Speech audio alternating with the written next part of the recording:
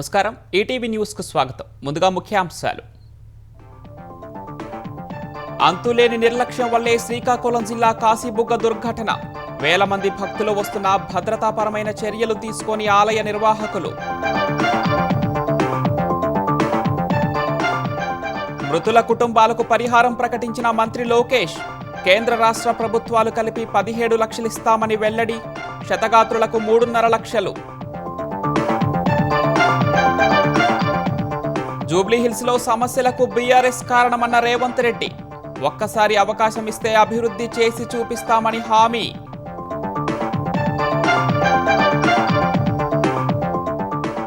ఓటమి భయంతోనే సీఎం ఇష్టారీతిన మాట్లాడుతున్నారన్న కేటీఆర్. బెదిరింపు రాజకీయాలకు భయపడబోమని వ్యాఖ్య.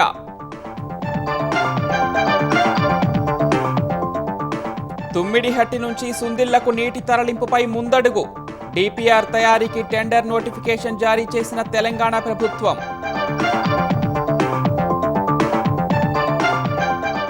నేడు LVM-3 రాకెట్ ప్రయోగించనున్న ఇస్రో. కక్షలోకి CMS-03 ఉపగ్రహం మోసుకు వెళ్లనున్న వాహన నౌక.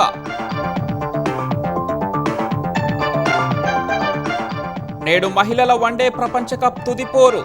నవీ ముంబై వేదికగా తలపడనున్న భారత్ దక్షిణాఫ్రికా. తొలిసారి విజేతగా నిలిచేందుకు ఇరు జట్ల వ్యూహాలు.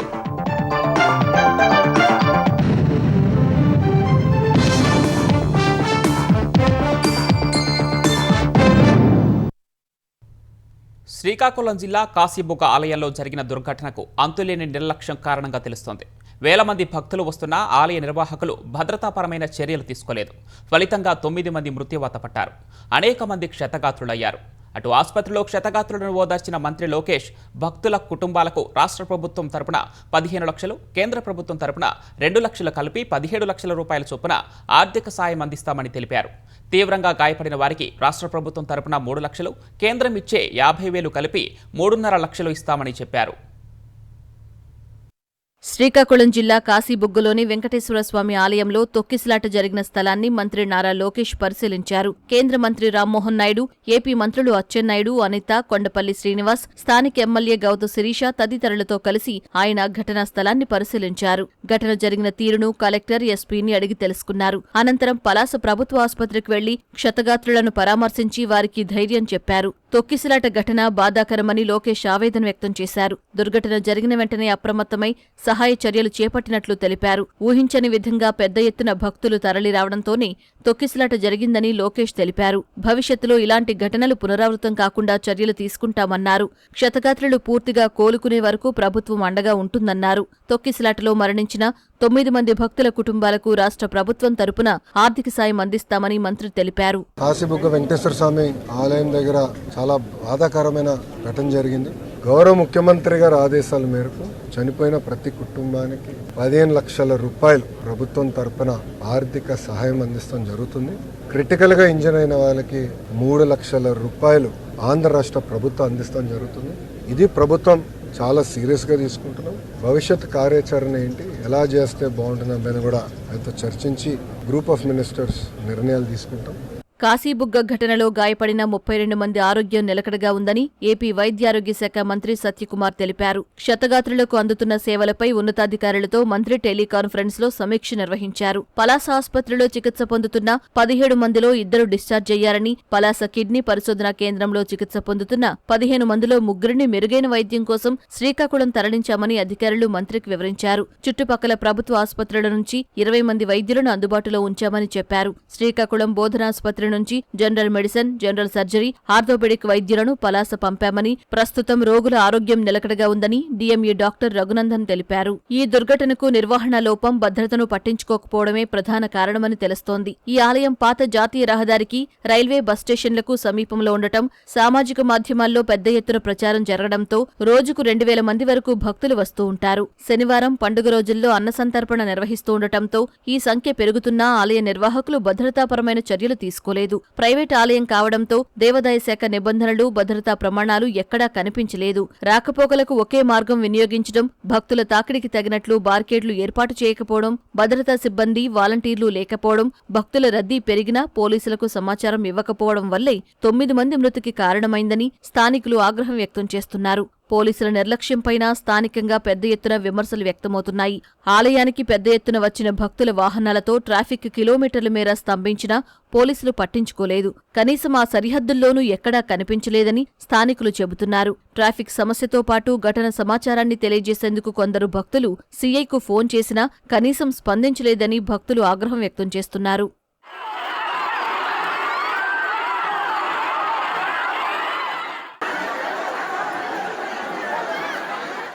భక్తుల మృతికి నిర్లక్ష్యమే ప్రధాన కారణమని భావిస్తూ పోలీసులు కేసు నమోదు చేశారు. కాశీబుగ్గ ఘటనపై శ్రీకాకుళం జిల్లా కలెక్టర్ స్వప్నిల్ దినకర్ పుణ్కర్ సమగ్ర విచారణకు ఆదేశించారు. Tekkali RDO Krishnamurthy, ASP KV Ramana, దేవాదాయ శాఖ సహాయ కమిషనర్ ప్రసాద్ పట్నాయక్ను విచారణ అధికారులుగా నియమించారు. కలెక్టరేట్లో కంట్రోల్ రూమ్ ఏర్పాటు చేశారు. ఏపీలో 21 మంది ఐపీఎస్లను బదిలీలు నియామకాలు చేస్తూ ప్రభుత్వం ఉత్తర్వులు జారీ చేసింది. నెల రోజుల క్రితం ఐపీఎస్ల బదిలీల నియామకాలు చేసిన ప్రభుత్వం పలు జిల్లాల్లోని కీలకమైన ఎస్పీలు సహా డీజీపీ కార్యాలయంలో ఉన్నతాధికారులను బదిలీలు నియామకాలు చేసింది. ఇప్పటికే వెయిటింగ్లో ఉన్న పలువురిని ఆయా స్థానాల్లో నియమించింది. విశాఖ లా అండ్ ఆర్డర్ డీసీపీగా మణికంఠ చందోలు నియమించిన ప్రభుత్వం ఎన్టీఆర్ పోలీస్ కమిషనరేట్లో లా అండ్ ఆర్డర్ డీసీపీగా కృష్ణకాంత్ పాటిల్, డీసీపీ ట్రాఫిక్గా షేక్ షెరీన్కు బాధ్యతలు అప్పగించింది. సిఐడిలో సైబర్ క్రైమ్స్ ఎస్పీగా అధిరాజ్ సింగ్ రాణా, ఇంటెలిజెన్స్ ఎస్పీగా కె శ్రీనివాసరావును నియమించింది. ఏసీబీ జాయింట్ డైరెక్టర్గా ఈజీ అశోక్ కుమార్ను నియమించిన ప్రభుత్వం సిఐడిలో ఉమెన్ సేఫ్టీ సెల్ 2 ఎస్పీగా వి రత్నకు బాధ్యతలు అప్పగించింది. విజయనగరం ఏపీఎస్పీ 5వ బెటాలియన్ కమాండెంట్గా రవిశంకర్ రెడ్డిని నియమించింది. ఆంధ్రప్రదేశ్లో ఈ ఆర్థిక సంవత్సరంలో తొలి 7 నెలల్లోనూ జీఎస్టీ నికర రాబడి కిందటి ఆర్థిక ఏడాదితో పోలిస్తే పెరుగుతూ వస్తోంది. గత ఆర్థిక సంవత్సరం అక్టోబర్తో పోలిస్తే ఈ ఏడాది అక్టోబర్లో 8.77% పెరిగింది. ఈ ఏడాది అక్టోబర్ 31 నాటికి ఏపీలో నికర జీఎస్టీ రాబడి 3,021 కోట్ల రూపాయలు ఉండగా అదే కిందటి ఏడాది ఇదే నెలకు 2,777 కోట్లుగా నమోదైంది. సెప్టెంబర్లో కేంద్రం తీసుకువచ్చిన జీఎస్టీ 2.0 ప్రభావం ఈ అంకెల్లో ప్రతిఫలిస్తున్నాయి. స్థూల జీఎస్టీ రాబడి 3,490 కోట్లుగా తేలిందని ఏపీ ఆర్థిక శాఖ ప్రధాన కమిషనర్ ఏ బాబు వెల్లడించారు. జీఎస్టీ శాఖం ప్రారంభమైన తర్వాత ఈ ఏడాది ఈ మొత్తం 3వ అత్యధిక రాబడిగా పేర్కొన్నారు. 2017 నుంచి 2025 వరకు అక్టోబర్ ఆఖరుకు ఆ నెల జీఎస్టీ వసూళ్ల తీరుతెన్నులను పరిశీలిస్తే ఇది 3వ అత్యధికమన్నారు. ఏపీ జీఎస్టీ వసూళ్లు 2025 అక్టోబర్లో అంతకుముందు ఏడాది అక్టోబర్తో పోలిస్తే 6.20% పెరిగాయి. ఈ ఏడాది అక్టోబర్లో 1,247 కోట్లు వసూళ్లైతే 2023లోని ఆ నెలతో పోలిస్తే ఈ పెరుగుదల 13.42% పెరిగినట్లు పేర్కొన్నారు.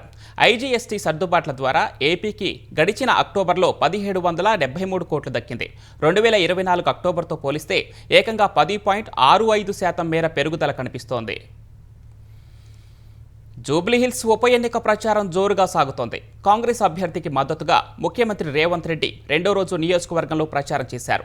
3 సార్లు బీఆర్ఎస్ను గెలిపించారని, ఈసారి కాంగ్రెస్కు ఒక్క అవకాశం ఇవ్వాలని కోరారు. జూబ్లీహిల్స్ ప్రాంతానికి అవసరమైన 100 కోట్ల నిధులిస్తామని హామీ ఇచ్చారు. బోరబండలో పీజేఆర్ విగ్రహాన్ని ఏర్పాటు చేస్తామని స్పష్టం చేశారు.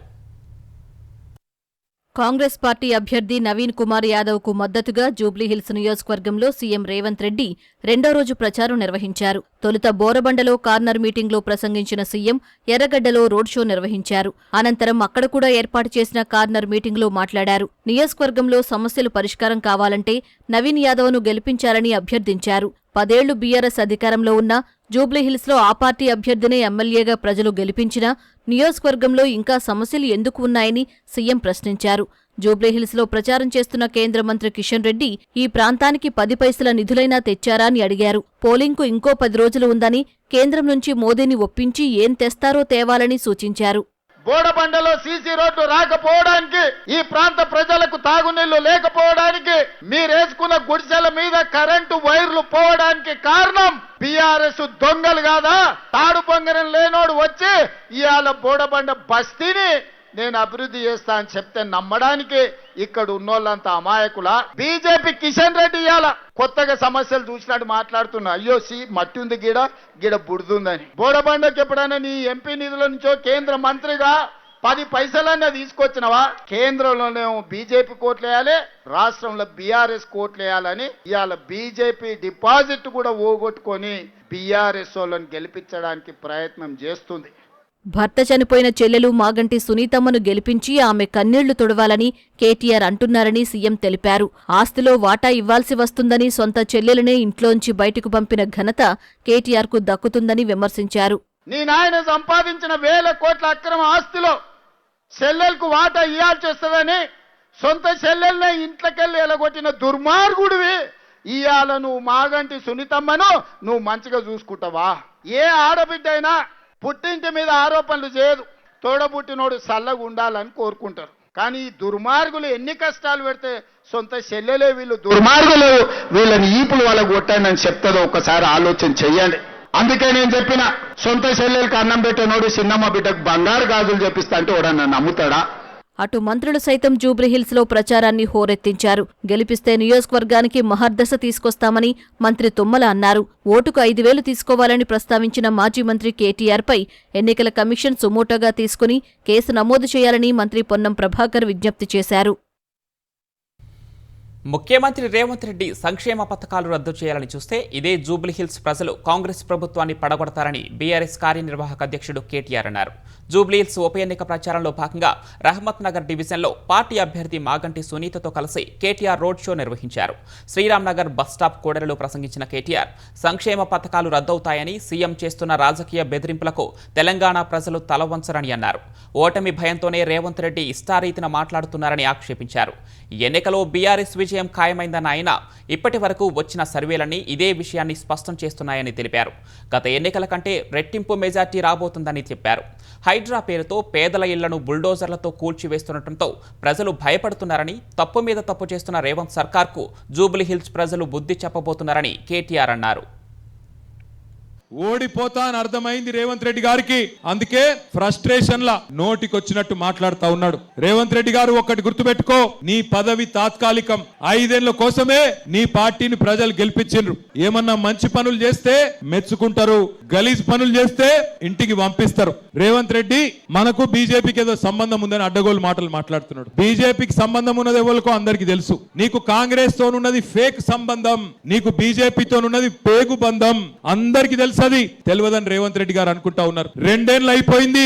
యాది పెట్టుకోండి, మీరు జూబ్లీహిల్స్ లగిన కాంగ్రెస్ డిపాజిట్ ఓడగొడితే 500 రోజులలో కేసీఆర్ గారు తిరిగి ముఖ్యమంత్రి కాబోతా ఉన్నారు. కౌంట్ డౌన్ చాలు అయింది. 500 రోజులే మిగిలిన్నది. భారత అంతరిక్ష పరిశోధన సంస్థ ఇస్రో మరో మైలురాయికి సిద్ధమైంది. నేడు సాయంత్రం 4,000 కిలోల బరువున్న CMS-03 సమాచార ఉపగ్రహాన్ని సొంతంగా అభివృద్ధి చేసిన LVM-3 M5 రాకెట్ ద్వారా తొలిసారి జియో ట్రాన్స్ఫర్ కక్షలోకి ప్రవేశపెట్టనుంది. నేడు సాయంత్రం 5:26 శ్రీహరికోటలోని సతీష్ ధావన్ స్పేస్ సెంటర్ నుంచి LVM-3 M5 రాకెట్ను ప్రయోగించనుంది. మల్టీ ఫ్రీక్వెన్సీ కమ్యూనికేషన్ సామర్థ్యం కలిగిన CMS-03 శాటిలైట్ దేశ అంతరిక్ష ఆధారిత కమ్యూనికేషన్ నెట్వర్క్ను బలోపేతం చేస్తుందని ఇస్రో తెలిపింది. భారత భూభాగం సహా ఉపఖండంలోని ఓషనిక్ రీజియన్లకు కూడా ఈ ఉపగ్రహం సమాచార సేవలు అందిస్తుందని వెల్లడించింది. పౌర వ్యూహాత్మక రక్షణ రంగంలో సురక్షితమైన కమ్యూనికేషన్ సేవలు అందిస్తుందని తెలిపింది. Maritime security, voice, data, video కమ్యూనికేషన్లకు ఇది కీలకంగా మారనుందని ఇస్రో తెలిపింది. భారత నావికా దళానికి కూడా సేవలు అందించే 4,000 కిలోల బరువైన CMS-03 శాటిలైట్ను బాహుబలి రాకెట్ అని పిలిచే LVM-3ని ఉపయోగిస్తున్నట్లు ఇస్రో చైర్మన్ వి నారాయణన్ తెలిపారు. ఈ రాకెట్ ద్వారానే చంద్రయాన్-3 మిషన్ చేపట్టినట్లు వెల్లడించారు. తుమ్మిడిహట్టి వద్ద ఆనకట్ట నిర్మాణంతో పాటు అక్కడి నుంచి సుందిళ్లకు నీటిని తరలించే DPR తయారీకి తెలంగాణ ప్రభుత్వం సిద్ధమైంది. మారిన అలైన్మెంట్తో పాటు DPR తయారీకి టెండర్ నోటిఫికేషన్ జారీ చేసింది. ఇందుకోసం 11 కోట్లకు పైగా అంచనా వ్యయంతో పరిపాలనా అనుమతులు మంజూరు చేసింది. ప్రాణహిత చేవెళ్ల ప్రాజెక్టులో భాగంగా తుమ్మిడిహట్టి వద్ద ఆనకట్ట నిర్మించి ఎల్లంపల్లికి నీటిని తరలించాలన్నది మొదటి ప్రతిపాదన. ఇందుకు సంబంధించి క్షేత్రస్థాయిలో పర్యటించిన అధికారులు, ఇంజనీర్లు కోల్ బెల్ట్, ఇతర అంశాల కారణంగా తుమ్మిడిహట్టి నుంచి ఎల్లంపల్లికి కాకుండా సుందెళ్లకు తరలించడం మేలని తెలిపారు. ఆర్థికంగా భారం తగ్గడం సహా సాంకేతికంగా ప్రయోజనకరంగా ఉంటుందని పేర్కొన్నారు. అందుకు అనుగుణంగా DPR తయారీకి ప్రభుత్వం అనుమతినిచ్చింది. తుమ్మిడిహట్టి నుంచి సుందెళ్ల వరకు పరీక్షలు, నీటి లభ్యత, నేల పరిస్థితులు, ఇప్పటికే ఉన్న కాల్వల నెట్వర్క్ స్థితిగతులు, పర్యావరణ అనుమతులు, ఇతర అనుమతులకు సంబంధించి టెండర్లను పిలిచింది. సవరించిన DPRను వీలైనంత త్వరగా తయారు చేయాలని తెలంగాణ ప్రభుత్వం ఆదేశించింది. పీజీ వైద్య విద్య సీట్ల భర్తీలో మేనేజ్మెంట్ కోటాలోని 85% సీట్లను స్థానికులతోనే భర్తీ చేయాలని తెలంగాణ సర్కార్ నిర్ణయం తీసుకుంది. ఈ విద్యా సంవత్సరం నుంచే తాజా నిబంధనలు అమలులోకి తీసుకురావాలని భావిస్తోంది. తద్వారా సుమారుగా 400 సీట్లు అదనంగా తెలంగాణ విద్యార్థులకు దక్కే అవకాశం ఉంది. నేడో రేపో ఇందుకు సంబంధించిన జీవో విడుదలయ్యే అవకాశం ఉంది. తెలంగాణలో మొత్తం 31 పీజీ మెడికల్ కాలేజీలు ఉండగా వీటిలో 12 ప్రభుత్వ, 19 ప్రైవేట్ కళాశాలలున్నాయి. ప్రభుత్వ కాలేజీల్లో 1472, ప్రైవేట్లో 1511 కలిపి మొత్తం 2983 సీట్లున్నాయి. వీటిలో ప్రభుత్వ కాలేజీల్లోని 50% సీట్లు ఆల్ ఇండియా కోటాలో భర్తీ చేశారు. ప్రభుత్వ కాలేజీల్లోని మిగతా 50%, ప్రైవేటు కాలేజీల్లోని 50% సీట్లు కన్వీనర్ కోటాలో భర్తీ చేస్తారు. ప్రైవేటు కాలేజీల్లోని మిగతా 50% సీట్లు అంటే 741 పీజీ మెడికల్ సీట్లు మేనేజ్మెంట్ కోటాలో భర్తీ చేస్తారు. అయితే వీటిలో 374 సీట్లు మేనేజ్మెంట్ కోటా కిందకు వస్తాయి. తాజా తీసుకున్న నిర్ణయంతో ఈ మొత్తం సీట్లలో 85% సీట్లు తెలంగాణ విద్యార్థులతోనే మేనేజ్మెంట్ కోటాలో భర్తీ చేయాల్సి ఉంటుంది. ముఖ్యమంత్రి తెలుగుదేశం అధినేత చంద్రబాబు ఆదేశాల మేరకు తిరువూరు ఎమ్మెల్యే కొలికపూడి శ్రీనివాస్, ఎంపీ కేసినేని చిన్నిల నుంచి వివరణ కోరాలని తెలుగుదేశం క్రమశిక్షణ కమిటీ నిర్ణయించింది. ఈ నెల 4వ తేదీన క్రమశిక్షణ కమిటీ ముందుకు ఇరువురు నేతలు రావాలని టీడీపీ కేంద్ర కార్యాలయం సమాచారం ఇచ్చింది. ఉదయం 11 గంటలకు క్రమశిక్షణ కమిటీ ముందు హాజరు కావాలని ఎమ్మెల్యే కొలికపూడి శ్రీనివాస్కు, సాయంత్రం 4 గంటలకు క్రమశిక్షణ కమిటీ ముందుకు రావాలని ఎంపీ కేసినేని చిన్నికి టీడీపీ కార్యాలయం సమాచారం పంపింది. అనుచరులతో కాకుండా విడివిడిగా ఇద్దరు మాత్రమే రావాలని సూచించింది. భారత్ ప్రపంచంలోని అత్యంత వేగమైన ఆర్థిక శక్తిగా ఎదుగుతోందని మాజీ ఉపరాష్ట్రపతి వెంకయ్యనాయుడు అన్నారు. కడప యోగి వేమన విశ్వవిద్యాలయంలో విద్యార్థులతో ముచ్చటించిన వెంకయ్య యువతకు దిశానిర్దేశం చేశారు. దేశ జనాభాలో 50% మంది యువతే ఉన్నారని, భవిష్యత్తు అంతా వారి చేతిలోనే ఉందన్నారు. సాంకేతికత కొత్త పుంతలు తొక్కుతున్న నేటి తరుణంలో టెక్నాలజీని ఏ విధంగా వాడాలనే దానిపై యువత ఆలోచన చేయాలని సూచించారు. తెలుగువారు ఎక్కడికి వెళ్లినా భాషను మర్చిపోకూడదని, సంస్కృతి సాంప్రదాయాలను విస్మరించొద్దని వెంకయ్యనాయుడు హితవు పలికారు. భారతదేశం శక్తి సంపన్నం కావాలా మళ్ళా తిరిగి పూర్తిగా అంటే మీరందరూ మీలో దాగి ఉన్న శక్తి సామర్థ్యాలను తెలుసుకోవాలి. మన కమ్మరి, మన కుమ్మరి, మన వడ్రంగి, మన నేత, మన గీత, మన ప్రాంతంలో ఉండే అన్ని రకాల పేదవాళ్ళలో ఏదో ఒక తెలివి వాళ్ళలో నిబిడి ఉంది. దాన్ని గుర్తించి మళ్ళా తిరిగి మన పిల్లలకు విద్యతో పాటు నైపుణ్య శిక్షణ కూడా, స్కిల్ డెవలప్మెంట్ కూడా మనం అందిస్తే ప్రపంచంలో కల్లా మరింత శక్తివంతమైన దేశంగా భారతదేశం తయారవుతుంది. భవిష్యత్తు మంది, యువతరం మంది. వికారాబాద్ జిల్లా కొలకచెర్ల మండలంలో దారుణం చోటు చేసుకుంది. భార్య, కుమార్తె, వదినను వేపూరి యాదయ్య అనే వ్యక్తి దారుణంగా నరికి చంపాడు. అనంతరం నిందితుడు ఆత్మహత్య చేసుకున్నాడు. యాదయ్య దాడి నుంచి పెద్ద కుమార్తె తప్పించుకుంది. సమాచారం తెలుసుకున్న పోలీసులు ఘటనాస్థలికి చేరుకున్నారు. పరిగి డీఎస్పీ శ్రీనివాస్ హత్య జరిగిన ప్రాంతానికి వెళ్లి వివరాలు సేకరిస్తున్నారు. ఈ దారుణ ఘటనకు గల కారణాలు తెలియాల్సి ఉంది. నిఫా వైరస్ ఇన్ఫెక్షన్ చికిత్సకు ఉపయోగించే మోనోక్లోనల్ యాంటీబాడీలను భారత్లోనే ఉత్పత్తి చేసేందుకు అడుగులు పడుతున్నాయి. భారత వైద్య పరిశోధన మండలి ఐసీఎంఆర్ ఇప్పటికే వీటిని విజయవంతంగా పరీక్షించింది. ఇప్పుడు వాటిని భారత్లో ఉత్పత్తి చేసేందుకు వాణిజ్య భాగస్వాముల కోసం అన్వేషిస్తోంది. నిఫా వైరస్ ప్రబలే సీజన్లలో అత్యవసర ప్రాతిపదికన మోనోక్లోనల్ యాంటీబాడీలను తయారు చేసి అందించగల కంపెనీలతో జట్టు కట్టేందుకు సిద్ధమవుతోంది. ఈ మేరకు ఆసక్తి వ్యక్తీకరణ పత్రాన్ని ఐసీఎంఆర్ విడుదల చేసింది.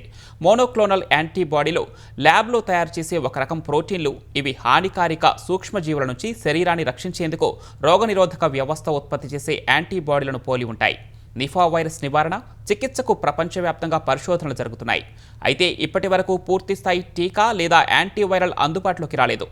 M102.4 అనే పూర్తిస్థాయి మానవ మోనోక్లోనల్ యాంటీబాడీ అత్యంత ప్రభావవంతంగా పనిచేస్తోందని పరీక్షలో తేలింది. ఇప్పటికే కేరళతో పాటు ఆస్ట్రేలియాలోని పలువురు రోగులకు వీటితో చికిత్సను అందించారని ఐసీఎంఆర్ తెలిపింది. బీహార్లో జన్సురాజ్ వ్యవస్థాపకుడు ప్రశాంత్ కిషోర్ మద్దతుదారు దులార్ చంద్ యాదవ్ హత్య కేసులో కీలక పరిణామం చోటు చేసుకుంది. ఈ కేసులో జేడీయూ అభ్యర్థి, మాజీ ఎమ్మెల్యే అనంత్ కుమార్ సింగ్ను పోలీసులు అరెస్ట్ చేశారు. ఈ తెల్లవారుజామున మోకామాలోని ఆయన నివాసంలో అనంత్ను అరెస్ట్ చేసినట్లు పోలీసులు వెల్లడించారు. అసెంబ్లీ ఎన్నికల్లో ఎన్డీఏ కూటమి అభ్యర్థిగా మోకామా స్థానం నుంచి అనంత్ బరిలో నిలిచారు. ఈ పరిణామం ఎన్డీఏ కూటమికి ప్రతికూలంగా మారనుంది. 3 రోజుల క్రితం మోకామాలోని జన్ సురాజ్ పార్టీ అభ్యర్థి పీయూష్ ప్రియదర్శి ప్రచారం చేస్తూ ఉండగా రెండు వర్గాల మధ్య ఘర్షణ చోటు చేసుకుంది. అదే సమయంలో పీయూష్ మామ పార్టీ కార్యకర్త దులార్ చంద్పై కొందరు దుండగులు కాల్పులు జరిపారు. దీంతో ఆయన అక్కడికక్కడే ప్రాణాలు కోల్పోయారు. బుల్లెట్ తగిలినప్పటికీ షాక్ కారణంగానే ఆయన మృతి చెందినట్లు పోస్టుమార్టం నివేదికలో వెల్లడైంది. ఈ ఘటనను తీవ్రంగా పరిగణించిన ఎన్నికల సంఘం పట్నా రూరల్ ఎస్పీని బదిలీ చేయాలని ఆదేశాలు జారీ చేసింది. ముగ్గురు ఉన్నతాధికారులపై క్రమశిక్షణ చర్యలకు ఆదేశించింది.